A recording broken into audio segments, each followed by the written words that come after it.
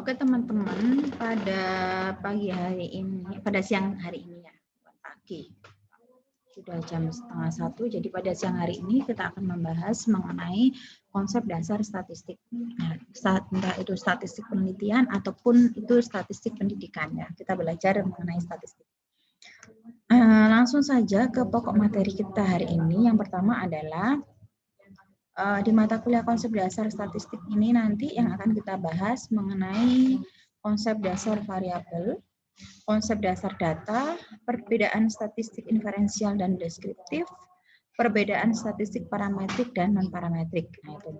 Jadi ini beberapa materi yang akan kita bahas pada siang hari ini. Jadi sebelum kita melanjut mengetahui tentang seperti apa sih statistik itu atau mungkin seperti apa sih nanti uji-uji statistik yang digunakan dalam penelitian, maka pada pagi hari ini kita akan belajar mengenai beberapa hal. Salah satunya adalah variabel, data, statistik deskriptif dan inferensial, serta statistik parametrik dan non-parametrik. Ya. Langsung saja, yang pertama adalah berkaitan dengan pengertian statistik. Di sini ada beberapa hal yang mendasari mengenai pengertian statistik. Yang pertama adalah statistik itu sebagai data. Nah, kalau kita bicara mengenai statistik sebagai data, maka teman-teman harus paradigma mengenai statistiknya itu harus disatukan di sini. Maksudnya adalah bahwa ketika kita belajar statistik, kita membicarakan statistik, kalau dia sebagai data, otomatis kita harus berpikir bahwa kalau dia sebagai data, maka dia berupa angka atau numerik. Nah, itu. Sehingga di sini statistik sebagai data itu adalah kumpulan bahan keterangan yang berupa angka. Nah, ini poin pentingnya adalah di angka, karena dalam statistik itu nanti kita akan berbicara banyak sekali data-data. Nah, kalau untuk kaitannya dengan statistik, maka di sini data itu berupa angka. Nah, atau kumpulan angka yang menunjukkan tentang kegiatan mengenai keadaan, peristiwa, atau gejala. Jadi, semua hal yang berkaitan dengan statistik, maka di sini adalah dia dikatakan sebagai data pada saat dia berupa angka. Yang pertama. Yang kedua, statistik itu sebagai kegiatan. Kalau kegiatan ya, jadi sebelum kita mendapatkan angka, maka statistik itu sebagai kegiatan. Nah, kalau kegiatan itu berarti apa aja? Nah, kalau kegiatan, maka dia harus merupakan proses kegiatan atau proses tindakan yang akan kita lakukan. Misalkan mulai dari pengumpulan data, perhimpunan data, pelaporan data, sampai pada analisis data. Jadi, kalau statistik itu dijadikan sebagai kegiatan, maka dia mulai pengumpulan data, perhimpunan data, terus sampai pelaporan data, serta yang terakhir itu adalah sampai pada analisis data. Itu adalah digunakan sebagai kegiatan. Kalau statistik diartikan sebagai makna kegiatan. Itu. Yang ketiga, kalau statistik itu dijadikan sebagai pengertiannya adalah metode, maka di sini adalah statistik itu adalah cara yang digunakan dalam mengumpulkan, menyusun, dan mengatur, menyajikan, menganalisis, dan memberi interpretasi terhadap sekumpulan data, sehingga kumpulan data tersebut dapat memberi pengertian atau makna yang makna tertentu. Atau misalkan begini, ketika kita punya data, kita kan ada proses pengumpulan, ada penyusunan, ada pelaporan, dan sebagainya. Maka hasil akhir itu adalah bahwa data itu bisa memberikan keterangan. Kira-kira data itu mengukur tentang apa? Hasilnya seperti apa? Jadi kalau misalkan saya mau tahu ya, contohnya ya, jadi kalau teman-teman yang tadi pagi sudah kuliah dengan saya adalah metodologi penelitian kuantitatif, itu kan paling tidak kita bisa mengaitkan antar dua mata kuliah ini ya. Jadi kalau misalkan saya pengen penelitian tentang ukuran sepatu mahasiswa. Ukuran sepatu mahasiswa ya, jadi sampel saya atau saya tuh mau mensurvei mahasiswa PAI semester 6B ini. Saya mau tahu kira-kira ukuran sepatu mahasiswa itu berapa ya dari mahasiswa PAI ini. Data itu survei itu saya berikan ke teman-teman. Setelah teman-teman mengisi survei, maka dari survei ini nanti saya akan mengumpulkan. Oh, dari sini mahasiswa yang ukurannya 35 ada sekian anak. Mahasiswa yang ukuran sepatunya 36 ada sekian anak. mahasiswa yang ukuran sepatunya adalah 37, ada sekian anak. Sehingga saya dapatkan hasil, rata-rata mahasiswa semester 6 kelas A prodi PAI itu rata-rata ukuran sepatunya adalah nomor sekian. Nah, misalkan seperti itu. Jadi itu makna statistik digunakan sebagai metode. Jadi mulai ada pengumpulan data, ada penyusunan data, pelaporan data, sampai memberikan interpretasi atau memberikan kesimpulan. Kesimpulannya akhirnya bagaimana? Itu kalau sebagai metode. Yang selanjutnya adalah bagaimana kalau statistik itu dipandang sebagai ilmu. Nah, di sini maka kalau sebagai ilmu, maka dia merupakan ilmu pengetahuan yang membahas dan mengembangkan prinsip-prinsip, metode, dan prosedur yang ditempuh, mulai dari pengumpulan data, menyusun, mengatur, menyajikan, menganalisis, dan memberikan interpretasi terhadap sekumpulan data. Jadi kalau sebagai ilmu, maka dia tidak hanya pada pengumpulan data, tetapi mulai dari mengembangkan prinsip-prinsipnya, metodenya, prosedurnya, mulai dari kegiatan mengumpulkan, menghimpun, menganalisis, sampai pada menyajikan, sampai pada di tahap akhir itu adalah memberikan kesimpulan terhadap sekumpulan data yang sudah diambil itu tadi. Itu adalah makna statistik kalau dia dijadikan sebagai data, kegiatan, metode maupun sebagai ilmu. Yang selanjutnya adalah kita berbicara tentang variabel. Tadi yang sudah kuliah dengan saya di pagi hari pasti sudah sedikit mungkin sedikit tahu apa itu sih variabel ya. Jadi kalau saya punya begini, saya punya data ini tadi kan contoh saya adalah ukuran sepatu mahasiswa. Di saya surveinya adalah misalkan, tolong mahasiswa bisa mengisi data survei berikut ini, di mana data itu berisi tentang nama mahasiswa, prodi mahasiswa, sama ukuran sepatu. Nah, kira-kira yang merupakan variabel itu yang mana? Kalau saya punya 3 data itu, nama, program studi, serta ukuran sepatu. Atau nama dan sepatu, kira-kira yang merupakan variabel yang mana? Sepatu, Bu. Ukuran sepatu, oke ya, sih benar ya. Jadi variabel itu adalah berkaitan dengan kuantitas, jumlah. Dia itu dinyatakan dalam bentuk jumlah, dinyatakan dalam bentuk angka. Jadi kalau ada data-data yang berkaitan dengan misalkan jumlah kerudung warna hijau, terus ukuran sepatu, tinggi badan, terus berat badan. Nah, itu semua adalah merupakan variabel karena dia diperoleh dari hasil pengukuran, survei, jajak pendapat dan sebagainya. Nah, itu adalah variabel. Sedangkan nama itu bukan variabel. Itu. Jadi nama itu bukan variabel. Sehingga variabel di sini adalah dinyatakan sebagai konsep atau kualitas, karakteristik, atribut, atau sifat-sifat dari suatu objek yang punya nilai berbeda-beda antara satu objek dengan objek yang lainnya. Dalam artian, simpelnya variabel itu adalah dia punya nilai angka. Nah, kalau sudah ada nilai angka, berarti dia merupakan variabel. Jadi kalau misalkan saya punya ukuran sepatu, tinggi badan, berat badan, maka variabelnya adalah tinggi badan, terus berat badan, ukuran sepatu, hasil belajar. Nah, itu adalah variabel karena dia bisa dinyatakan sebagai angka. Yang selanjutnya adalah kalau tadi juga sudah saya sampaikan ya di kuliah pagi hari mengenai satuan. Jadi kalau misalkan saya tuh penelitiannya itu di mahasiswa PAI. Nah, berarti mahasiswa PAI ini dijadikan sebagai objek yang karakteristiknya kita amati. Namanya adalah unit atau satuan. Nah, unitnya adalah mahasiswa PAI semester 6. Terus nanti mungkin saya punya sampelnya adalah kelas A, gitu. Itu juga merupakan sampel. Tetapi unit itu di atas sampel. Jadi kalau misalkan saya punya penelitian ini saya digunakan di mahasiswa PAI semester 6 atau di mahasiswa PAI. Nah, maka mahasiswa PAI ini adalah sebagai unitnya, satuan atau objek yang karakternya sedang kita amati. Itu adalah kaitannya dengan variabel.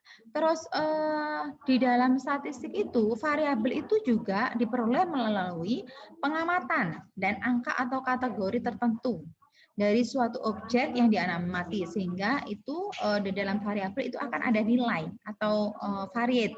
Nah, variabel itu pasti punya nilai. Tidak mungkin variabel itu tidak punya nilai. Nah, itu. Kalau misalkan contohnya, kalau saya punya gini, Bu, macam-macam peralatan rumah tangga yang ada di kos-kosan. Ada mungkin panci, gelas, piring, itu bukan termasuk variabel kalau masih dalam bentuk deskripsi. Nah, tetapi kalau sudah masuk begini, jumlah peralatan rumah tangga yang ada di rumah, misalkan ya, kategori yang pertama, piring ada berapa, terus gelas ada berapa. Berarti jumlah peralatan itu masuk dalam kategori variabel. Tapi kalau datanya masih belum dalam bentuk deskripsi, maka itu bukan merupakan suatu variabel. Variabel itu diperoleh dari hasil pengukuran atau perhitungan atau berdasarkan dari hasil survei atau jejak pendapat. Jadi semua teknik pengumpulan bisa digunakan untuk mengukur variabel. Entah itu dari pengukuran langsung atau tidak langsung, dari jejak pendapat, dari survei, nah itu juga bisa. Dari observasi juga bisa. Itu kalau variabel. Yang selanjutnya adalah di sini ada bagian mengenai konsep statistik ya. Jadi kita berbicara mengenai statistik. Kalau statistik itu tadi definisinya kan ada 4 ya. Ada yang digunakan sebagai data, kegiatan, metode, nah itu. Maka kegiatan statistik itu akan dimulai dari pengumpulan data, menyusun data, menyajikan data, menganalisis data dengan metode tertentu, serta menginterpretasikan hasil analisis. Nah, disinilah nanti dalam kegiatan statistik ini akan ada kebermanfaatannya itu seperti apa, kegunaannya itu apa. Nah, dalam kegiatan statistik ini ternyata kita punya 2 statistik. Yang satu adalah statistik deskriptif dan yang satu adalah statistik inferensial. Apa sih itu statistik deskriptif? Nah, kalau statistik deskriptif itu berkenaan dengan pengumpulan, pengolahan, dan penyajian sebagian besar atau seluruh data melalui pengamatan untuk memberikan informasi tanpa mengambil kesimpulan. Tuh. Jadi kalau kita berbicara statistik deskriptif itu, maka kita hanya mengumpulkan data, mengolah data, menyajikan data, tapi tidak memberikan kesimpulan atau generalisasi kesimpulan. Seperti apa? Misalkan ya gini, kalau saya tanya kepada mahasiswa, teman-teman, kira-kira teman-teman kalau perkuliahan selama 1 tahun ke depan nanti dilakukan dengan daring, kira-kira bagaimana respon kalian? Pilihan pertama adalah sangat setuju, setuju, cukup setuju, kurang setuju, sangat tidak setuju. Nah, nanti kan teman-teman mengisi ya. Ketika teman-teman mengisi, saya sudah dapat hasilnya kan. Nah, dari hasil ini, terus saya langsung menggambarkan secara deskripsi. Oh, jawabannya mahasiswa itu ketika diberikan survei berkaitan dengan pelaksanaan perkuliahan daring selama 1 tahun ke depan, yang menjawab sangat setuju ada berapa mahasiswa. Menjawab setuju ada berapa mahasiswa. Menjawab cukup setuju ada berapa mahasiswa. Nah, itu adalah namanya statistik deskriptif. Kita hanya memberikan gambarannya saja, penyajiannya saja. Penyajian itu dalam bentuk apa, Bu? Bisa dalam bentuk diagram batang, diagram garis, histogram. Nah, itu adalah bentuk-bentuk penyajian. Bisa juga dalam bentuk diagram lingkaran. Jadi tergantung, entah itu nanti teman-teman mudah memahaminya menggunakan apa, terserah. Yang penting adalah bahwa data yang sudah kita kumpulkan, sudah kita sajikan, kita bisa membaca data itu. Atau pembaca lain itu bisa paham, kira-kira yang akan disampaikan oleh penulis itu apa, yang akan disampaikan oleh peneliti itu apa. Yang selanjutnya adalah berkaitan dengan statistik inferensial. Nah, kalau tadi kita sudah melewati fase statistik deskriptif ya, dengan pertanyaan mengenai pelaksanaan pembelajaran secara daring selama 1 tahun ke depan, dengan sudah punya hasilnya, maka dari data yang di atas itu, kalau kita mau mencari statistik inferensialnya, di mana di sini Statistik inferensial itu didefinisikan sebagai setelah data dikumpulkan, maka dilakukan berbagai metode statistik untuk menganalisis data dan kemudian dilakukan interpretasi serta diambil kesimpulan. Nah, statistik inferensial akan menghasilkan generalisasi jika sampelnya representatif. Nah, jadi misalnya begini. Seperti mungkin teman-teman ketika diberikan tadi sudah saya sampaikan berkaitan dengan misalkan angket ya. Saya mau mengukur kira-kira kalau misalkan saya memberikan angket berkaitan dengan pembelajaran daring selama 1 semester nanti, kira-kira teman-teman itu jawabannya bagaimana? Sangat setuju, setuju, cukup setuju, tidak setuju atau sangat tidak setuju. Ketika jawaban itu nanti sudah masuk, saya punya kumpulan jawaban. Dari jawaban ini nanti saya lihat, oh rata-rata jawabannya apa? Oh rata-rata jawabannya adalah teman-teman sangat tidak setuju. Karena mungkin teman-teman sudah kepingin masuk ya, ketemu dengan teman-teman yang lain, ketemu dengan dosen-dosennya juga. Sehingga dari data deskripsi yang tadi sudah kita buat, yang misalkan yang jawaban 5 ada sekian persen, yang jawaban 4 sekian persen, yang jawaban 3 sekian persen, maka hasil ini kita bisa generalisasikan. Oh ternyata setelah diberikan survei, mahasiswa rata-rata adalah sangat tidak setuju untuk pembelajaran itu dilakukan secara daring dalam 1 tahun ke depan. Mereka menginginkan bahwa perkuliahan itu secepatnya bisa luring. Nah, itu berarti kesimpulannya yang bisa didapatkan adalah bahwa mahasiswa merasa tidak setuju pembelajaran daring itu dilakukan 1 tahun kemudian. Nah, itu. Jadi kita bisa mengambil kesimpulan seperti itu. Jadi itu namanya statistik inferensial. Karena dari deskripsi terus kita generalisasikan untuk mengukur keseluruhan. Itu namanya statistik inferensial. Ini statistik deskriptif. Statistik deskriptif ini adalah metode yang berkaitan dengan pengumpulan dan penyajian data serta gugus data sehingga memberikan informasi yang berguna. Nah, terus statistik deskriptif hanya memberikan informasi mengenai data yang dipunyai dan sama sekali tidak menarik inferensial atau kesimpulan apapun terhadap gugus induknya yang lebih besar. 3. Data yang disajikan dalam bentuk statistik deskriptif biasanya dalam bentuk ukuran pemusatan data, misalkan mean, median, modus, standar deviasi, variansi, tabel, serta grafik. Jadi itu adalah beberapa data yang digunakan pada saat statistik deskriptif. Jadi kita hanya menggambarkan deskripsi datanya saja tanpa menarik kesimpulan. Statistik inferensial. Ya, pada statistik inferensial di sini, maka setelah data dari statistik deskriptif itu kita dapatkan, maka langkah selanjutnya adalah kita menganalisis. Nah, kira-kira kalau misalkan data itu sudah kita masuk, terus habis itu sampel kita itu memenuhi representasi ya. Kalau misalkan jumlahnya mahasiswa itu ada 200, paling tidak satu kelas itu kita ambil minimal 15 mahasiswa. Berarti kan kita punya kalau ada satu kelas itu jumlahnya 40, terus ada 5 kelas A, B, C, D, E. Satu kelas kita ambil 15, berarti kan 15 dikalikan dengan 5, 75. 75 dari 200. Nah, berarti kan sampel itu sudah representasi, maka hasilnya itu bisa digeneralisasikan untuk 200 mahasiswa. Itu namanya statistik inferensial. Mungkin penjelasan saya lebih terlalu cepat ya? Atau mungkin teman-teman ada yang masih belum paham? Silakan bisa itu dulu kalau memang ada yang belum paham. Atau mungkin Bu, kok terlalu cepat? Nah, itu. Halo? Terdengar suara saya? Dengar, Bu. Oke. Dengar, Bu. Iya. Dengar, Bu, jelas. Oke, berarti tidak ada sudah paham ya sampai di sini ya statistik inferensial ya. Insyaallah paham. Kalau sudah Ya, saya saya tanya, Bu. lanjutkan. Ya? Saya, Bu. Oke, silakan. Itu statistik deskriptif sama inferensial itu maksudnya dua hal yang harus dilakukan apa Iya. beda, Bu? Maksudnya bisa pilih jalan deskriptif dan inferensial atau harus memenuhi dua-duanya, melewati dua-duanya. Oke, ya.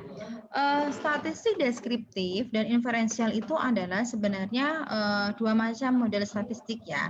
Pada saat kita penelitian, kalau penelitian kita adalah deskripsi, maka kita hanya menggunakan statistik deskriptif. Tapi kalau misalkan kita penelitiannya adalah korelasi, hubungan, perbedaan, pengaruh, maka kita harus melewati fase deskripsi dulu baru inferensial. Ya. Jadi kalau penelitiannya itu kaitannya dengan menggeneralisasikan untuk sampel yang lebih besar, maka tahapannya adalah deskripsi dulu baru inferensial. Tapi kalau misalkan penelitian kita hanya memberikan gambaran saja mengenai mean, median, modus, maka tidak perlu inferensial. Cukup deskripsi saja. Itu ya, silakan.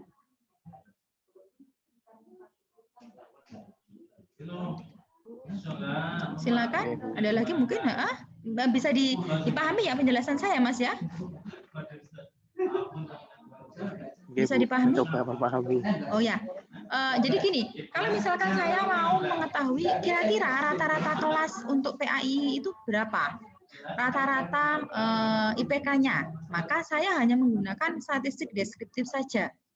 Rata-rata ya, rata-rata IPK, maka saya hanya menggunakan statistik deskriptif. Tapi kalau misalkan saya pengen tahu apakah motivasi belajar berpengaruh terhadap IPK, nah berarti kan di sini ada motivasi belajar, ada nilai IPK. Apakah motivasi belajar mahasiswa itu mempengaruhi nilai IPK? Maka saya harus menggunakan dua statistik, yaitu deskripsi dan inferensial. Tapi kalau saya hanya pengen mengetahui kira-kira rata-rata kelas IPK-nya PAI kelas B ini berapa, maka saya hanya menggunakan statistik deskripsi saja. Itu singkatnya, Mas, penjelasannya. Oh gitu. Ya. Maksudnya berarti kalau ingin tahu secara mikro mungkin deskriptif. Ya, kalau secara makro mungkin itu menggunakan deskripsi gitu. Dan inferensial. Iya, betul sekali, Mas. Oke, Bu. Matur, ya, Bun. Ada lagi mungkin? Oh ya, yang mungkin ada kuliah dengan yang lain bisa live. Nanti ini kita ada recordnya ya, khususnya untuk yang mahasiswa PGMI ya. Kita ada rekamannya, jadi nanti saya share di Google Classroom untuk rekaman perkuliahan kita hari ini. Oke, saya lanjutkan ya, kaitannya dengan materi selanjutnya. Ini. Oh, kenapa? Oh, ya. Oke. Nah ini, di dalam statistik itu ada beberapa tahapan. Jadi seseorang itu ketika melakukan penelitian atau melakukan kegiatan pengumpulan data, itu ada beberapa tahapan yang harus dilakukan. Yang pertama adalah, karena statistik ini dimaknai sebagai metode ilmiah, maka salah satunya adalah kita harus menerapkan beberapa langkah metode ilmiahnya. Yang pertama adalah kita harus merumuskan masalahnya dulu, melakukan studi literatur, membuat dugaan-dugaan dan pertanyaan-pertanyaan atau hipotesis, mengumpulkan data, menguji hipotesis dan menjawab pertanyaan, serta mengambil kesimpulan. Nah, kalau ini adalah tahapan untuk seseorang itu melakukan penelitian, maka peran statistik itu ada di nomor 4. Dia ada di posisi mengumpulkan dan mengolah data, menguji hipotesis atau menjawab pertanyaan. Nah itu. Jadi ketika jadi pada saat teman-teman itu melakukan penelitian, ini kan tahapan yang akan dilakukan dalam penelitian. Maka peran statistiknya ada di mana, Bu, pada saat kita melakukan penelitian? Perannya itu ada di posisi nomor 4 pada saat kita mengumpulkan dan mengolah data, menguji hipotesis serta menjawab pertanyaan. Itu perannya. Jadi statistik itu pasti dilakukan pada saat kita melakukan penelitian, itu pasti dilakukan. Sehingga di sini dia mempunyai peranan pada saat pengumpulan data sampai pada menjawab pertanyaan. Itu. Selanjutnya adalah ini ya, agak lemot saya. Bentar. Oke, data. Meskipun nanti kita bahas secara lebih rinci ya di pertemuan yang akan datang ya, tetapi saya berikan gambaran terlebih dahulu mengenai data. Data penelitian itu terdiri dari data kualitatif dan data kuantitatif. Data kualitatif itu data yang dinyatakan dalam bentuk bukan angka. Contohnya di sini adalah jenis pekerjaan, status sosial, atau tingkat kepuasan kerja, misalkan ya. Atau mungkin jenis kelamin, nah itu juga bisa. Sedangkan untuk yang data kuantitatif adalah data yang dinyatakan dalam bentuk angka. Misalkan lama bekerja, jumlah gaji, usia, hasil ujian, IPK, itu kan dalam bentuk angka ya, maka dia dinyatakan sebagai data kuantitatif. Nah, data ini menurut pengumpulannya itu akan terbagi menjadi data nominal dan ordinal, data interval, dan data rasio. Nah, nantinya akan kita bahas lebih lanjut lagi ya. Jadi nanti kita akan ada pembahasan sendiri berkaitan dengan data dan pengumpulannya seperti apa. Tetapi di dalam data kualitatif dan kuantitatif, data yang termasuk kualitatif itu adalah data nominal dan ordinal. Misalkan jenis pekerjaan, status sosialnya, tingkat pendidikan, dan sebagainya, itu masuk kategori data kualitatif. Tetapi kalau yang data kuantitatif itu adalah misalkan hasil EPK, hasil ulangan, terus apa ya, ukuran sepatu, tinggi badan, berat badan, itu masuk kategori data kuantitatif. Itu berarti dia masuk kategori data interval dan data rasio. Nah, nantinya akan kita bahas lebih lanjut. Kita kuliti lagi nanti di pertemuan selanjutnya. Terus kerangka berpikir statistik. Ini teman-teman ngechat apa ya? Oh ya, yang keluar nggak apa-apa, langsung keluar, nggak usah izin di chat ya. Oke, langsung keluar nggak apa-apa. Setelah itu kita belajar bagaimana sih kerangka berpikir logis secara statistik. Maka di sini adalah untuk yang pertama kita harus mengetahui inputnya kita apa. Nah, input itu adalah kita punya data dalam bentuk angka. Setelah data itu dalam bentuk angka kita punyai, ya, misalkan saya punya data berat badan atau tinggi badan. Setelah itu saya apakan? Saya proses analisisnya. Saya proses statistiknya. Misalkan saya cari rata-ratanya, saya cari nilai minimalnya, saya cari nilai maksimalnya, saya cari prosentasenya itu berapa. Nah, ini di sini prosesnya. Setelah itu, hasil dari proses statistiknya baik itu deskriptif atau inferensial diapakan? Keluarlah output. Nah, informasi yang dibutuhkan misalkan, oh rata-rata tinggi badan mahasiswa PAI semester 6B itu adalah sekitar 158. Nah, itu kan outputnya, output dari rata-ratanya. Setelah data itu kita kumpulkan, itu adalah informasi yang dibutuhkan. Nah, itu. Terus misalkan yang kedua, oh ternyata mahasiswa PAI 46 itu berat badannya rata-rata sekian, rata-rata 50 kilo. Nah, itu. Berarti dia masuk kategori misalkan sedang dan sebagainya. Itu adalah informasi yang dibutuhkan. Jadi kalau kita sudah punya data, kita proses analisis statistiknya, maka kita akan dapatkan outputnya. Nah, outputnya inilah yang akan dibaca orang. Nah, orang itu tidak tahu input datanya seperti apa, analisisnya seperti apa. Yang mereka baca itu hanya output. Nah, itu. Jadi kerangka berpikirnya yang logis seperti itu. Sebentar. Agak oh ya, sebentar. Oke, nah ini statistik parametrik. Penggunaan teknik statistik parametrik didasarkan pada asumsi data yang diambil punya distribusi normal dan datanya jenisnya adalah interval dan rasio. Jadi nanti ini sebagai gambaran aja dulu. Karena nanti kita bahas lebih lanjut. Jadi statistik tadi kan kalau berdasarkan data, berdasarkan analisisnya, itu kan ada statistik deskriptif dan inferensial. Dan sekarang berdasarkan asumsinya, maka statistik itu ada dua. Ada statistik parametrik dan non-parametrik. Kalau parametrik, maka dia memenuhi asumsi data itu normal dan homogen. Dan data itu berupa data yang interval dan rasio. Kalau statistik non-parametrik, maka asumsinya adalah dia tidak normal, tidak homogen, dan datanya adalah nominal dan ordinal. Misalkan Data-data seperti tadi tingkat pendidikan, status sosial, nah itu kan data tingkatan, ranking, nah itu kan data tingkatan ya, sehingga itu masuk kategori dalam statistik non parametrik. Terus statistik parametrik dan parametrik dibagi menjadi dua bagian. Nah, jadi kalau di dalam analisis penelitian, jadi kalau nanti kalau tadi yang sudah kuliah dengan saya metodologi penelitian kuantitatif, MedPen atau penelitian kuantitatif itu ada 4 macam. Ada penelitian deskripsi, korelasi, komparasi atau eksperimen kuasi, sama eksperimen yang asli ya. Nah, di dalam statistik parametrik dan parametrik juga dibagi, ada 2 bagian, ada korelasi dan komparasi. Kalau dia statistiknya itu adalah nanti penelitiannya itu adalah korelasional, ya, maka nanti variabel yang dibutuhkan adalah variabel X dan Y.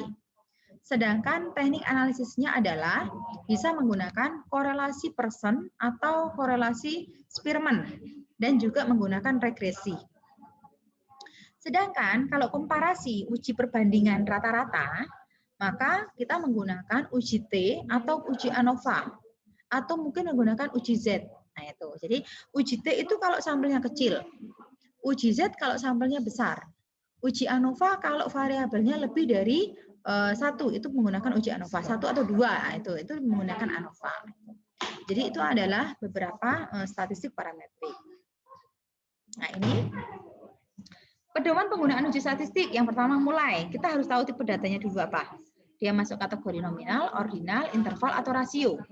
Setelah itu kita tahu datanya itu termasuk kategori nominal, ordinal, dan interval, dan rasio, maka langkah selanjutnya adalah kita mulai dari, ini kan ya, tipe data nominal dan ordinal, maka kita menggunakan uji statistik apa? Nah, statistik non-parametrik. Kalau interval dan rasio, maka kita punya distribusi data.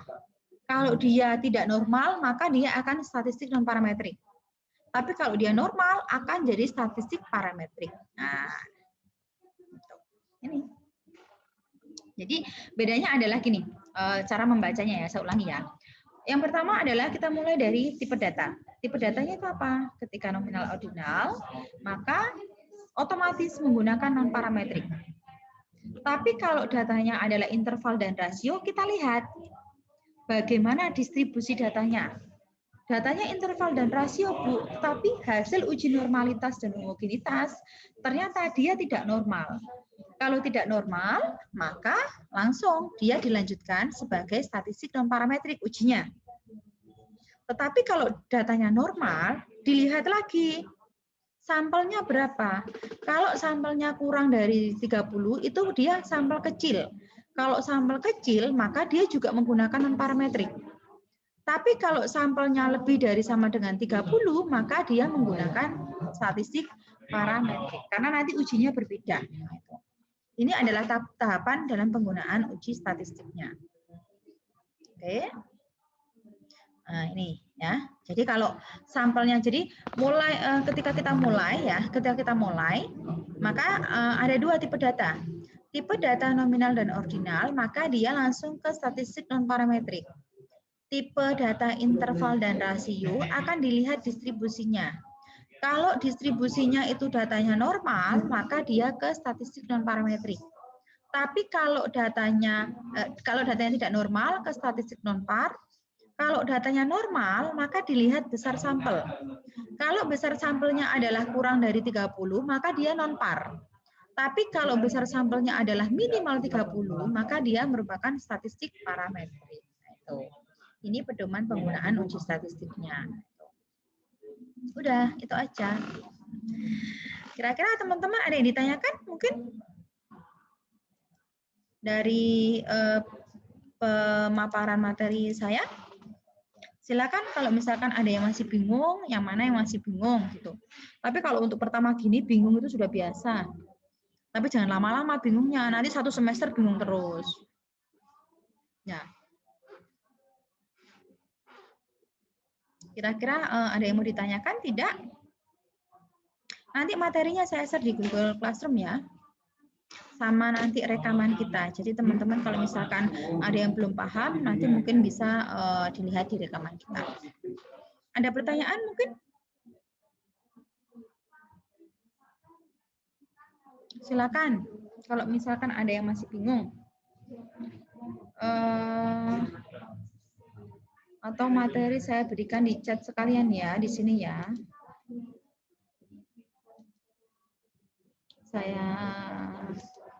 Saya berikan materinya sekalian. Biar teman-teman juga bisa download sekalian. Nanti saya juga berikan di Google Classroom.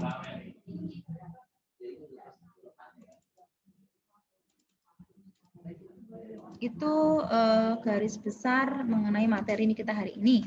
Silakan kalau misalkan ada yang mau ditanyakan, saya persilakan. Saya izin bertanya, Bu. Iya, silakan. Itu untuk setelah mengetahui keseluruhannya ya, Bu ya. Itu ada alat untuk menghitungnya itu pakai alat atau pakai menghitung gimana? Nanti kalau perhitungan analisis datanya kita menggunakan SPSS. Jadi menggunakan software SPSS. Kebetulan kalau yang saya punya itu ada SPSS 24 sama 22. Oh, belum saya masukkan di Classroom ya, SPSS-nya. Nanti saya berikan di Classroom untuk 2 mata kuliah itu menggunakan software SPSS 24 sama SPSS 23. Terserah nanti teman-teman laptopnya support yang mana, yang 22 atau 24. Jadi untuk perhitungannya itu langsung menggunakan SPSS. Jadi saya contohkan ya sedikit sekali dari data yang saya punya. Ya. Ini data, saya punya data seperti ini ya. Ini ya SPSS itu tampilannya seperti ini Mas ya. Jadi ini data saya punya ya. Misalkan ini tuh saya punya data, di mana data itu ada beberapa hal ya. Misalkan nanti kita punya beberapa data di sini ya. Terus kita mau mengukur kira-kira PC1 apakah ada korelasi dengan PC2 atau mungkin tadi kan kita sudah membahas mengenai statistik deskriptif ya. Kira-kira bentuk statistik deskriptifnya dari masing-masing indikator ini apa? Dari masing-masing variabel ini apa? Nah, ini kan saya punya variabel PC1, PC2 atau saya rubah dulu. Variabelnya itu PC1 saya rubah jadi motivasi misalkan ya. Motivasi belajar misalkan ini ya. Atau motivasi ya. Yang kedua ini keyakinan diri. Jadi keyakinan diri. Motivasi dan keyakinan diri. Nah, kita kan punya data ini ya, dua ini. Yang dilihat dua ini aja ya, motivasi dan keyakinan diri. Yang data-data ini tidak perlu dilihat dulu aja. Nah, dari data ini, kira-kira kalau saya misalkan mau analisis deskripsi, itu seperti apa? Nah, nanti itu di pertemuan selanjutnya itu nanti akan saya berikan tutorialnya. Jadi misalkan, oh pada pertemuan ini nanti kita akan membahas mengenai statistik menganalisis deskripsi ya. Jadi nanti saya berikan tutorialnya. Bagaimana memasukkan nilainya di SPSS, bagaimana nanti misalkan menuliskan variabelnya dan sebagainya sampai analisisnya. Cuma saya berikan gambaran sedikit. Kalau saya punya data seperti ini tampilan SPSS-nya ya. Saya punya data seperti ini. Terus dari sini saya pengen tahu deskripsi atau rata-rata dari motivasi dan keyakinan diri. Nah, tinggal saya klik analyze. Nah, ini kan ada deskriptif statistik. Nah, ini saya klik frekuensi. Frekuensi boleh kalau misalkan kalau frekuensi itu hanya menghitung berapa nilai 4-nya. Frekuensi dulu, satu-satu dulu ya. Motivasi dan keyakinan diri kita klik ya sampai keluar tanda kuning ini. Terus kita pindahkan ke variabel. Sudah kita pindahkan ke sini ya. Terus kita lihat statistiknya. Yang maunya apa? Kita mau cari apa sih? Oh, saya mau cari mean, median, modus sama jumlahnya. Sama nanti standar deviasinya, variansinya, nilai minimum, nilai maksimum. Sudah itu aja Bu, cukup misalkan ya. Oke, saya klik continue. Catnya, kira-kira teman-teman butuh gambar apa enggak? Nah, kalau misalkan Bu, saya butuh gambar yang berbentuk lingkaran. Oke, saya klik pie chart, itu berbentuk lingkaran. Kalau bar chart berarti berbentuk apa ya istilahnya? Diagram. Oh ya. Kalau histogram itu nanti dia akan menjadi seperti kurva itu ya, histogramnya. Saya mau misalkan pie chart lah, ataupun mungkin tiga-tiganya. Nggak bisa kalau tiga-tiganya ini, hanya satu aja. Salah satu aja lah, pie aja ya misalkan ya. Terus pie chartnya itu dinyatakan dalam bentuk frekuensi ya. Berarti saya klik continue. Oke. Setelah itu langsung aja oke. Oke, nanti langsung muncul. Bentar ya. Oke ya. Ini datanya sudah ada, outputnya ya dari sini ya. Lihat. Statistik motivasi, jumlah datanya valid itu adalah 224. Missingnya nggak ada karena datanya adalah masuk semuanya ya. Jadi tidak ada data yang kosong. Nilai rata-ratanya adalah 3,71 untuk motivasi, keyakinan diri 3,87. Nilai median, nilai tengahnya adalah 4 ya. Yang keyakinan diri juga 4. Nilai modus yang paling banyak muncul itu juga 4. Nah, di sini juga 4. Standar deviasi. Nah, ini adalah 0,599, ini 0,689. Terus apa? Gambarnya masih tidak kelihatan di awal, Bu. Loh, sebentar. Dia tidak keluar, Bu. Kayak di awal tadi. Oh iya, sebentar. Saya itu lagi. Oh, gini, saya. Oke, saya masuk. Ini. Atau yang ini ya. Yang tadi, yang ini kelihatan. Yang ini kelihatan. Kelihatan. Oke, saya coba lagi ya. Deskripsi tadi kan ya. Oh, kalian itu ini ada yang itu ya. Sinyalnya ada yang low. Sekarang saya klik. Nah, kelihatan gambarnya ini outputnya? Boten, Bu. Belum. Oh, belum kelihatan. Oke. Belum, Bu. Nggak kelihatan, Bu. Sebentar, saya langsung ke outputnya ini. Ini kelihatan? Kelihatan tidak? Kelihatan, Bu. Kelihatan, Bu. Kelihatan? Kelihatan. Oke, yang ini kelihatan. Jadi setelah diklik analyze tadi ya, setelah tahapan tadi, itu akan muncul di sebelahnya biasanya ini nanti output. Nah, output ini seperti ini. Nah, ini sudah langsung kelihatan. Jadi mainnya berapa, mediannya berapa, modusnya berapa, standar deviasi, nilai minimum. Nah, nilai minimumnya 2, nilai maksimumnya 5, nilai jumlah total berapa. Ya, ini adalah data deskripsinya. Frekuensinya juga akan sama seperti ini. Jadi dia menghimpun keseluruhan. Misalkan di variabel motivasi, nilai 2 itu ada berapa mahasiswa yang mengisi? Oh, ada 1. Maka presentasinya adalah 0,4%. Nah, ini ya. Terus yang menjawab nilai 3 ada 79 mahasiswa. Berarti nilai presentasinya adalah 35,3%. Yang menjawab 4 itu ada 128 ya. Sehingga di sini nilai presentasinya ada 57,1%. Yang menjawab 5 itu ada 16 mahasiswa. Sehingga presentase keseluruhannya ada 7,1%. Total presentasinya harusnya adalah 100%. Nah, ini adalah data deskripsinya. Sudah muncul. Ini pie-nya sudah muncul. Nah, ini yang pie-nya sudah muncul ya.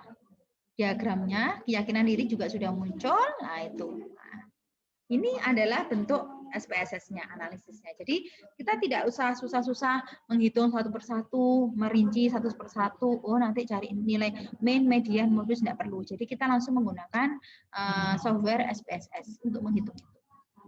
Kalau misalkan mau tahu, Bu, ini kan tadi kan deskripsinya ya.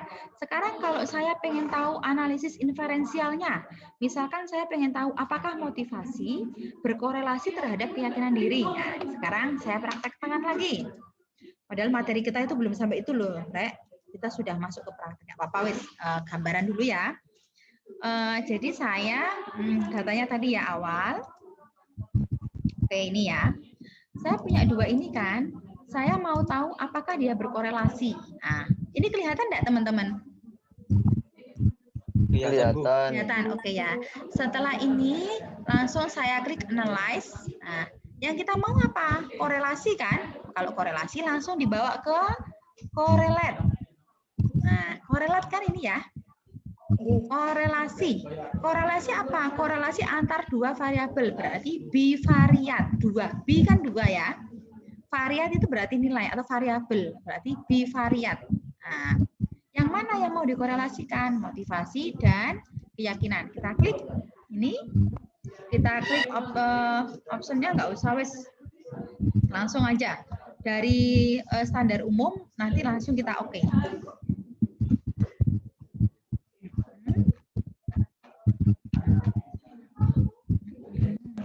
Di bawah. Kelihatan enggak yang ini? Yang tabel outputnya kelihatan enggak? Boten, Bu. Boten. Oke, Tidak, sekarang Bu. berarti minta di-share ulang. Ya, sekarang saya share ulang hasil outputnya. Nah, ini. Lah, inilah tadi yang kita korelasikan. Ini loh teman-teman yang kita korelasikan tadi.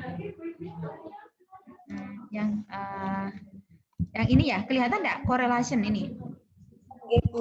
Ya, kelihatan ya. Jadi inilah korelasinya. Jadi hubungan antara motivasi dan keyakinan diri itu membentuk nilai korelasi itu sebesar 0,166. Dalam artian nilainya adalah 16,6%. Itu korelasinya. Kalau 0,166 berarti korelasinya baik apa enggak? Oh, korelasinya masih jelek atau korelasinya masih rendah. Nah, itu rendah lah. Nggak usah jelek. Rendah sama tinggi. Rendah, sedang, tinggi. Rendah itu kalau dia kurang dari 4, 0,4. Sedang itu kalau 0,4 sampai 0,6. Tinggi kalau di atas 0,6. Nah, karena ini kan titik 166 ya, berarti kan 0,166. Sehingga dia korelasinya adalah korelasi rendah. Nah, itu adalah statistik inferensialnya. Itu kalau menggunakan aplikasi software SPSS. Jadi kita tidak perlu menggunakan perhitungan rumus yang panjang, nggak usah. Jadi kita sudah menggunakan SPSS saja, memudahkan. Ya, itu ya. Biar waktunya nggak terbuang sia-sia. Ya. Kalau SPSS-nya itu versi berbeda tidak apa-apa, Bu? Tidak masalah, tidak apa-apa. Versi berapapun itu pasti bisa. Versi 5, 6, 10, 15, tidak apa-apa. Gitu. Ya. Oke, paham? Itu sedikit gambaran kalau kita menggunakan SPSS ya, karena nanti akan kita kita perjelas selama perkuliahan 1 semester. Itu ada lagi mungkin pertanyaan teman-teman?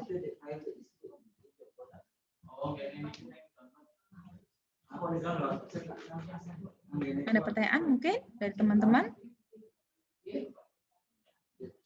Itu nanti SPSS itu digunakan untuk mata kuliah evaluasi juga bisa itu untuk menghitung uji coba pada saat kita uji coba soal ya, menghitung validitas, reliabilitas, itu juga bisa SPSS itu. Jadi tidak perlu perhitungan panjang itu sekarang, tidak perlu, menghemat waktu dan menghemat tenaga.